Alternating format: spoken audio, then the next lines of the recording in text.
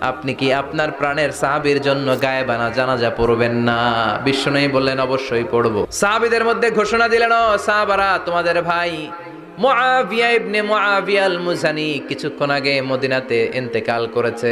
সবাই বাইরে বের হয়ে আসো, এই মাত্র আমরা এই মুহূর্তে আমরা গায়েবানা জানাজা পড়ব। বিশ্বনবী প্রথম কাতারে দাঁড়ালেন, হাজার হাজার সাহাবারা লাইন ধরে দাঁড়ালো।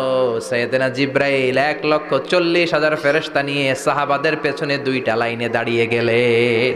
প্রথম লাইনে 70,000, দ্বিতীয় লাইনে আরো 70,000, 1,40,000 ফেরেশতাদের বহর। আর সাহাবারা মিলে আল্লাহু আকবার বলে গায়েবানা জানাজা শুরু করলেন। নামাজ শেষ। বিশ্বনবী তো অবাক, ঘটনা কি? কোন সাহাবীর গায়েবানা জানাজায় তো ফেরেশতা নামে না আকাশের উপর থেকে। বিশ্বনবী জিজ্ঞেস করলেন, জিব্রাইল, কোন সাহাবীর গায়েবানা জানাজায় তোমরা আকাশ থেকে এত ফেরেশতার বহর নিয়ে নামো নাই? কি এমন আমল করেছে আমার মুআবিয়া? কি এমন ভালো গুণ ছিল, ভালো আমল ছিল